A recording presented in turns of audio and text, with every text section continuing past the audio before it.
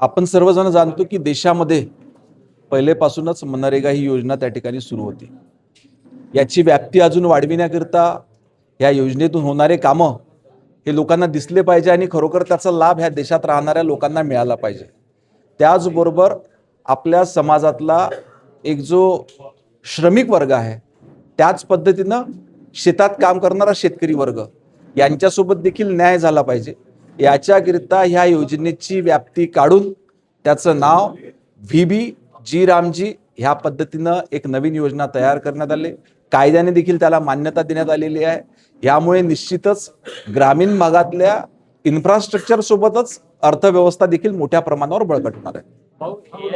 निश्चितपणे ही योजना जास्तीत जास्त पारदर्शक झाली पाहिजे आणि पारदर्शक होऊन याची व्याप्ती लोकांपर्यंत वाढून लोकांना याला जास्तीत जास्त फायदा झाला पाहिजे. ह्या पद्धतीची कार्यप्रणाली या योजनेच्या मध्ये राहणार आहे. हो, यामध्ये शेतकऱ्यांचा वापर उत्पन्नामध्ये वाढ होण्यासाठी मदत होणार आहे का, किंवा तशा पद्धतीचं तंत्रज्ञान या योजनेच्या माध्यमातून पुढे येणार आहे शेतकरी? ही योजना मॉनिटर करण्याकरता त्या ठिकाणी AI टेक्नॉलॉजीचा वापर करण्यात येणार आहे. शेतकऱ्यांना प्रत्यक्षात AIचा वापर देण्याकरता प्रशिक्षण देखील पुढच्या टप्प्यात देण्यात येईल. आपण जर बघितलं तर आता ही योजना सुरू झालेली आहे. हळूहळू याची अंमलबजावणी जेव्हा सुरू होईल तर आपल्या सर्वांच्या लक्षात येईल की याच्यामध्ये कशा पद्धतीनं AIचा वापर करण्यात आलेला आहे.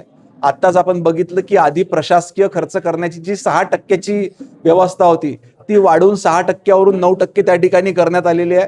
त्याच्यामुळे प्रशासन देखील अधिक मजबूतीने ही योजना त्या ठिकाणी मॉनिटर करू शकते. आधीच्या योजनेमध्ये हे सर्व जे लूपहॉल्स होते ते दूर करण्याकरता आणि जो उद्देश ह्या योजनेचा आहे तो उद्देश सफल करण्याकरता याची व्यापकता त्या ठिकाणी वाढविण्यात आली. आपण सांगितलं कामगारांना 7 दिवसातच पेमेंट भेटणार आहे, त्या संदर्भात काय?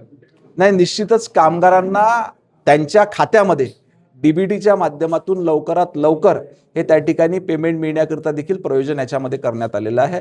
जर का त्याला त्या ठराविक कालावधीमध्ये मिळालं नाही तर त्याचं व्याज देखील त्या ठिकाणी कामगारांना मिळणार आहे.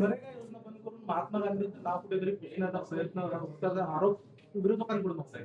महात्मा गांधींचं नाव ह्या देशातून आणि जगातून कधीही पुसल्या त्या ठिकाणी जाऊ शकत नाही.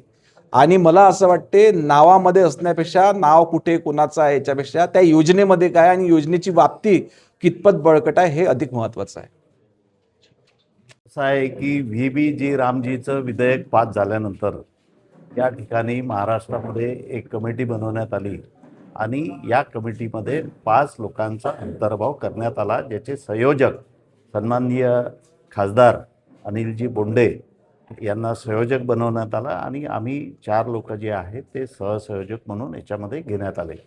महाराष्ट्रभर ही VBG रामजी योजना राबवण्याच्या संदर्भामध्ये आम्हाला सूचना देण्यात आल्या आणि सूचना देण्यात आल्यानंतर आम्ही जिल्हा स्तरावर आणि मंडल स्तरावर सुद्धा याची एक समिती बनवण्यात यावी म्हणून संबंधित जिल्हाध्यक्षांना सांगितलं आणि यांची समितीसुद्धा या ठिकाणी बनवण्यात आली आहे.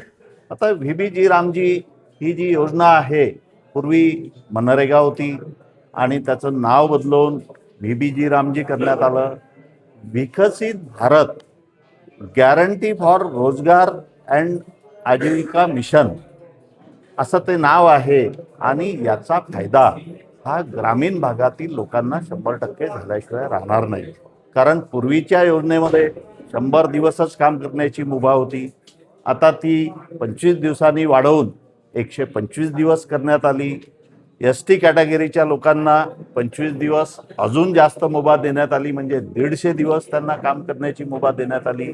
या ठिकाणी या योजनेचा फायदा हा सर्व ग्रामपंचायतला आणि ग्रामपंचायतमध्ये असणाऱ्या सर्व गावांना याचा फायदा होणार हे निश्चित आहे. म्हणून तर ही योजना आणली ना.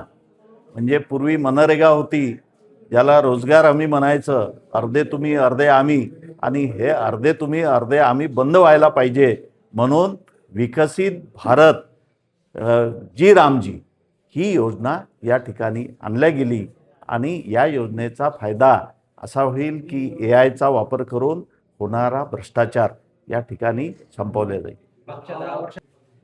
आता त्याची चौकशी चालू आहे.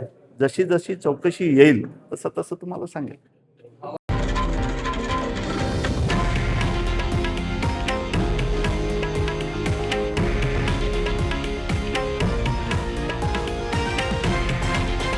हे आहे देशातील नंबर 1 न्यूज नेटवर्क आणि आपण पाहत आहात TV9 मराठी, एकमेव.